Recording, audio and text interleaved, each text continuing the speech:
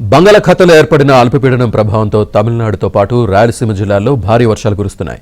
ఉమ్మడి చిత్తూరు జిల్లాలో భారీ వర్షాలు కురుస్తున్నాయి. వర్షాల కారణంగా ప్రభుత్వ, ప్రైవేటు విద్యా సంస్థలకు జిల్లా యంత్రాంగం సెలవు ప్రకటించింది. కృష్ణాపురం జలాశయానికి భారీగా వరద నీరు రావడంతో గేట్లు ఎత్తి నీటిని దిగువకు వదులుతున్నారు. లోతట్టు ప్రాంతాల ప్రజలు అప్రమత్తంగా ఉండాలని అధికారులు హెచ్చరికలు జారీ చేశారు.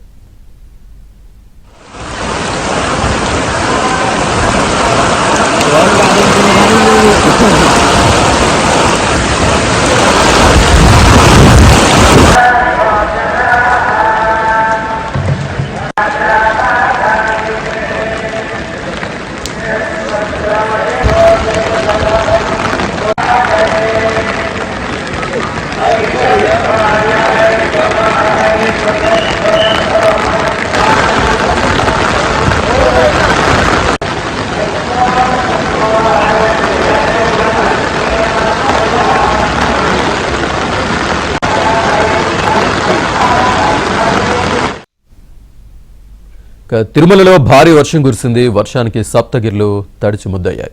రోడ్లపై భారీగా నీళ్లు ప్రవహించాయి. దీంతో భక్తులు తీవ్ర ఇబ్బందులు ఎదుర్కొన్నారు.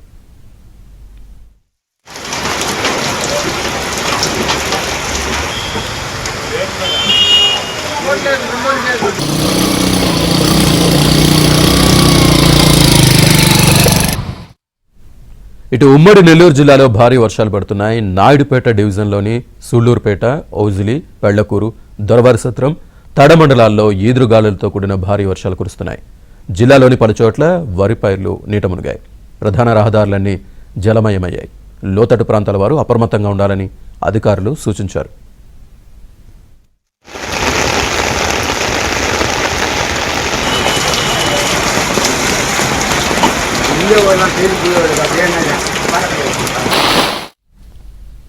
ముఖ్యంగా తమిళనాడును భారీ వర్షాలు ముంచెత్తుతున్నాయి. అల్పపీడనం కారణంగా తమిళనాడు, పుదుచ్చేరి, కరైక్కల్లో భారీ నుంచి అతి భారీ వర్షాలు కురుస్తున్నాయి.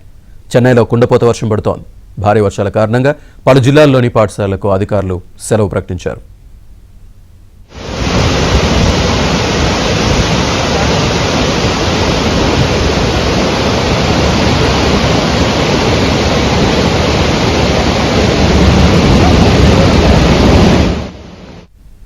తమిళనాడులోని చెన్నై, తిరువళ్లూరు, కాంచీపురం, చెంగల్పట్టు, విల్లుపురం సహా పలు జిల్లాల్లో భారీ వర్షం కురుస్తోంది. భారీ వర్షం నేపథ్యంలో అధికారులు అప్రమత్తమయ్యారు. ముందు జాగ్రత్త చర్యగా పలు జిల్లాల్లోని పాఠశాలలు, కళాశాలలకు సెలవు ప్రకటించారు. చెన్నై, విల్లుపురం, తంజావూరు, మైలదురుతిరై సహా 11 జిల్లాల్లోని అన్ని పాఠశాలలకు సెలవు ప్రకటించారు.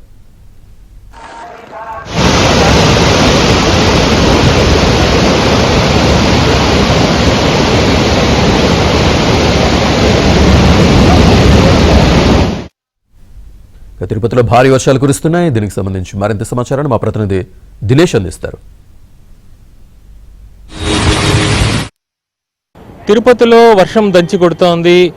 అనేక రోడ్లలో మనం చూస్తున్నాం. మన వీడియో జర్నలిస్ట్ నాగార్జున చూపిస్తున్నారు ఇదే పరిస్థితి. మనం ఈ వైపు కూడా చూడొచ్చు. స్కూటరిస్టులు ఈ వర్షంలో ఎట్లా వాళ్ళు మధ్యలో ఆగిపోయినటువంటి పరిస్థితి.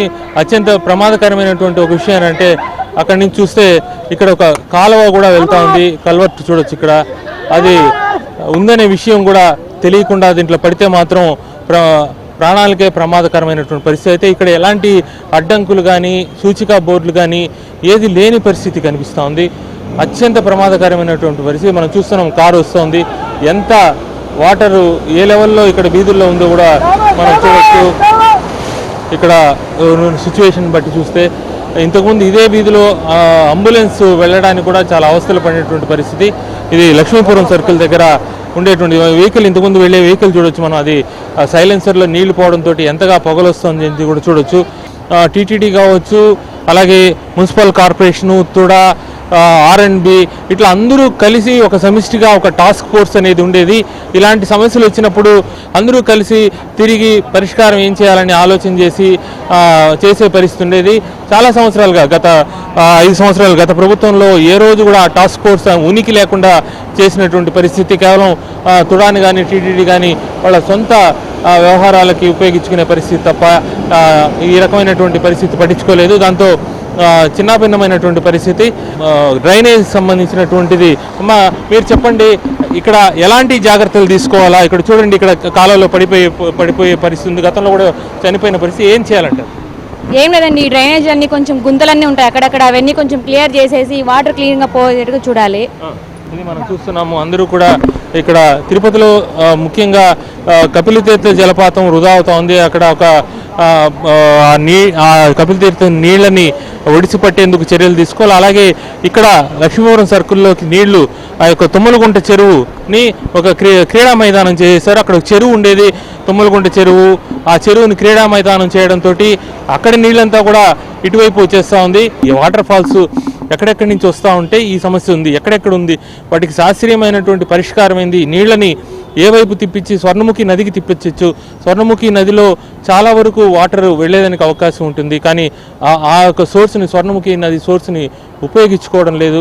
ఇప్పటికైనా తిరుపతిలో ఉండేటువంటి నీళ్ళని చెరువులకు కాకుండా స్వర్ణముఖి నదికి మళ్లించేటువంటి ప్రయత్నం జరిగితే తిరుపతిలో ఉండేటువంటి అన్ని సమస్యలకు, ఇట్లా వర్షాలు వచ్చినప్పుడు ఉండే సమస్యలన్నీ పరిష్కారం లభిస్తుంది. వీడియో న్యూస్ నాగార్జునతో దినేష్ ఏబినాంజ్యోతి, తిరుపతి. నెల్లూరు జిల్లాలో వర్షాలకు సంబంధించి మరింత సమాచారాన్ని మా ప్రతినిధి మహేష్ అందిస్తారు.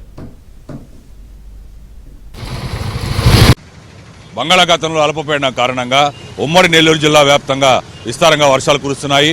ప్రధానంగా చూస్తే వెంకటగిరి, సులూరుపేట, నాయుడుపేట ఇటువంటి ప్రాంతాల్లో కొన్ని చోట్ల, 1-2 చోట్ల భారీ వర్షాలు కురిసినటువంటి పరిస్థితి ఉంది. వరుసగా బంగాళాఖాతంలో ఏర్పడుతున్న అల్పపీడనాలు, తుఫాన్లు కారణంగా ఈ ఏడాది సాధారణ వర్షపాతంకు మించి అతి భారీ వర్షాలు కూడా కురిసినటువంటి పరిస్థితి. దాంతో రైతులందరూ కూడా ప్రధానంగా ఇబ్బంది పడుతున్నారు. ఉమ్మడి నెల్లూరు జిల్లాలో లేట్ ఖరీఫ్లో వరి సాగు చేస్తూ ఉంటారు. దాదాపు సోమశిల ప్రాజెక్టు కిందే ఉమ్మడి నెల్లూరు జిల్లా వ్యాప్తంగా 10 లక్షల ఎకరాల్లో వరి సాగు అవుతుంది. ప్రస్తుతం అందరూ కూడా నాట్లు వేశారు. మొన్న ఇటీవల వర్షాలకే చాలా చోట్ల వరి పంట నష్టపోయింది, దెబ్బతింది. ప్రస్తుతం మళ్లీ వర్షాలు కురుస్తూ ఉండడంతో ఈ వర్షాల వల్ల పంటలన్నీ పూర్తిగా ఎక్కడ ఇబ్బంది పడిపోతామో, మునిగిపోతాయని చెప్పి రైతులందరూ కూడా ఆందోళన వ్యక్తం చేస్తూ ఉన్నారు. ఈ ప్రస్తుతం అయితే ఈ అల్పపీడనం కారణంగా మరొక వారం 10 రోజుల పాటు వర్షాలు కురిసే అవకాశాలున్నాయి. తేలికపాటి జల్లులైతే రైతులకు ఇబ్బంది ఉండదు, కానీ పెద్ద ఎత్తున పెద్ద వర్షాలు, భారీ వర్షాలు కురిస్తే మాత్రం రైతులకి తీవ్ర నష్టం తప్పే పరిస్థితులు లేవు. అలాగే ఆ వర్షాలు ఆగకుండా పడటం వల్ల చేనేత కార్మికుల పనులన్నీ కూడా నిలిచిపోయాయి. దాదాపు 15 రోజులుగా చేనేత కార్మికులు చేనేత నేస్తున్నటువంటి పరిస్థితి లేదు. మరోవైపు సముద్రంలో అలల ఉధృతి కూడా మెల్లమెల్లగా పెరుగుతూ ఉంది. సముద్రంలో చేపల వేటకు వెళ్ళొద్దని చెప్పి ఇప్పటికే కొంతమంది అధికారులు మత్స్యకారులకు ఆదేశాలు ఇచ్చారు. ఈ నేపథ్యంలో మత్స్యకారులంతా కూడా చేపల వేటకు వెళ్ళడం మానేశారు. అందులోనూ ఇటీవల కాలంలో తుఫాను రావడం వల్ల, తుఫాను వెళ్ళిపోయినాక కూడా వారం 10 రోజుల పాటు చేపల వేట సాగించే అవకాశం ఉండదు. 3 నెలలుగా చేపల వేట లేక చాలా ఇబ్బందులు పడుతున్నామని మత్స్యకారులందరూ కూడా తీవ్ర ఆవేదన వ్యక్తం చేస్తున్నటువంటి పరిస్థితి. ఇక నెల్లూరు నగరంలో ఇప్పుడే ఈ రోజు ఉదయం నుంచి కూడా తేలికపాటి జల్లులు, సన్న జల్లులు కురుస్తూ ఉన్నాయి. ఆ సన్నపాటి జల్లులకే చాలా మటుకు రోడ్లన్నీ కూడా జలమయమైనటువంటి పరిస్థితి. ప్రజలందరూ కూడా రాకపోకలకు తీవ్ర ఇబ్బందులు ఎదుర్కొంటున్నారు. సోమశిల మొత్తం డ్యామ్ కెపాసిటీ 78 టీఎంసీలు కాగా ఇప్పటికే 72 టీఎంసీలు వాటర్ ఉంది.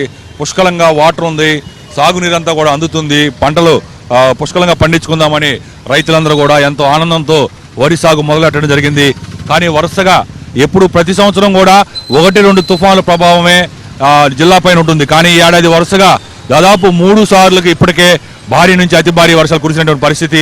మళ్ళా బంగాళాఖాతంలో అల్పపీడనం ఏర్పడడం, వర్షాలు కురుస్తూ ఉండటం రైతులే కాక ప్రజలందరిలో కూడా ఆందోళన, చికాకు కలిగిస్తున్నటువంటి పరిస్థితి ఉంది. మొత్తం మీద చూసే ఉమ్మడి నెల్లూరు జిల్లాకి ఈ వర్షాలు నష్టమనే చెప్పాలి. ఇప్పటికే అంటే సాధారణ వర్షపాతం కంటే కూడా అత్యధిక వర్షపాతం నమోదైనటువంటి పరిస్థితి.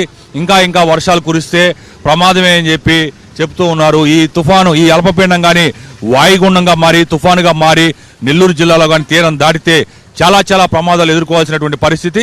ఇప్పటికే రాష్ట్ర ప్రభుత్వం, కూటమి ప్రభుత్వం ముందస్తుగా చర్యలు చేపట్టడం జరిగింది. ముందస్తుగా అధికారులకు కూడా హెచ్చరికలు జారీ చేసింది. అధికారులందరూ కూడా అప్రమత్తమయ్యారు. ఈ అల్పపీడనం వాయుగుండంగా మారినా, తుఫానుగా మారినా కూడా జిల్లా మీద ప్రభావం చూపించినా కూడా ఎక్కడ పెద్దగా ఆస్తి నష్టం కానీ, ఆస్తి నష్టాన్ని తగ్గించడం, మరోవైపు ప్రాణ నష్టం అనేది ఎక్కడ జరగకుండా చూడటమే లక్ష్యంగా అధికార యంత్రాంగం అంతా కూడా పనిచేస్తూ ఉన్నారు. దాదాపు 1500కు పైగా చెరువులు ఉన్నాయి. వీటిలో ఎక్కువగా గొలుసుకట్టు చెరువులు ఉన్నాయి. ఇవన్నీ నిండు కొండల్లా ఉన్నాయి. భారీ నుంచి అతి భారీ వర్షాలు పడితే చెరువు కట్టలన్నీ కూడా తెగిపోయి ఊళ్ళ మీద ఆ వరద నీరంతా కూడా వచ్చి పడే ప్రమాదం ఉంది. దీంతో వర్షం అంటేనే ఉమ్మడి నెల్లూరు జిల్లా వాసులందరూ కూడా గజగజ వణికిపోతున్నటువంటి పరిస్థితి ఉంది. ఇది కొన్ని పరిస్థితి. వీడియో షాహిద్ కుమార్తో మహేష్ బాబు,